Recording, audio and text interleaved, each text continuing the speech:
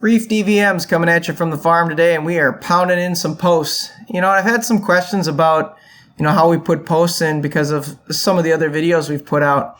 We like to go down to Isanti Equipment or Minnesota Equipment in Isanti, Minnesota. It's our local John Deere dealer, and we like to rent one of their hammer drivers.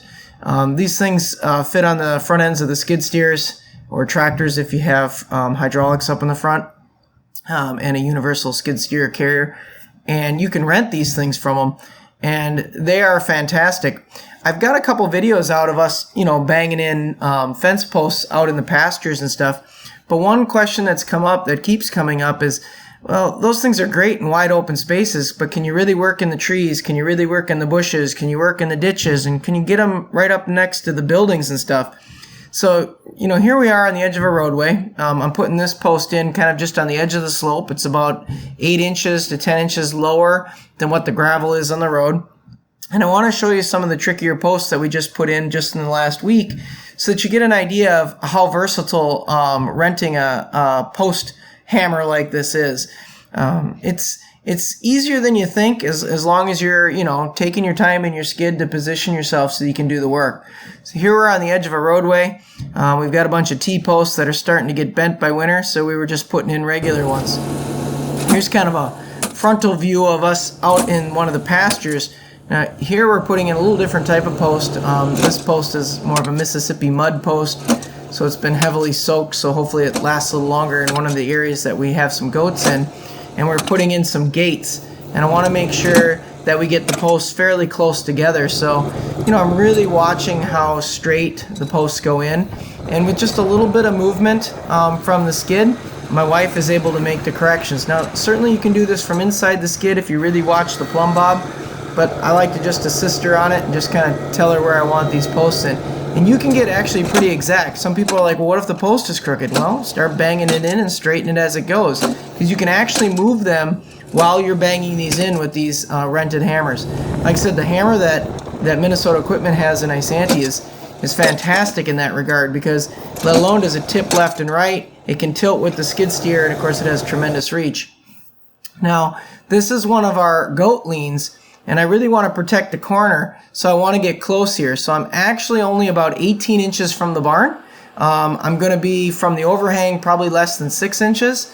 And this machine, because of the way it just lifts up the weight and bangs in the post, you can really get into those tight spaces.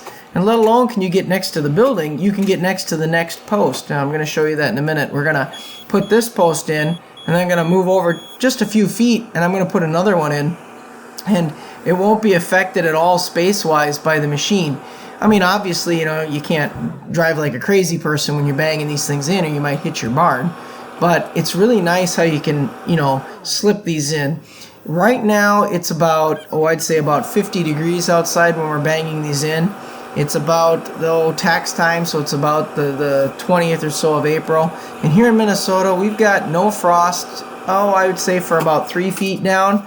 And then between about 3 feet and 5 feet, we still got frost.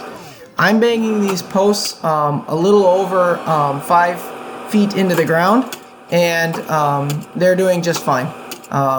These are 9-foot posts, and I'm only leaving up about 48 inches of post on the top, and the rest is going in the ground. And as you can see, they go in really, really, really nicely.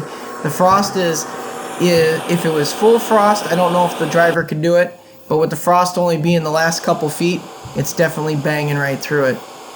The skid steer we're using is the smallest tracked skid steer by John Deere. I've got video reviews on it, but it has plenty of hydraulic power to operate this machine. This post hammer driver doesn't really need a lot of hydraulics, just enough to operate it. That and a common cigarette lighter to navigate the solenoid switches. It's really a nice tool to rent. Folks, in this particular day, I put in 60 posts in about, 3 hours. So it doesn't take you too long to do it, especially if you work as a team. Obviously, you got to be careful. You're right in front of a skid steer. Your operator needs to know what they're doing. You got people moving around left and right. So, take your precautions and go slow.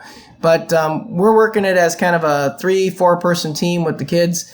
And as you can see, we're able to get right up to the doors, We're able to get the posts in right next to the gate, all the corners redone, and we're able to get right up against the lean with these posts. And that's what I like about this machine.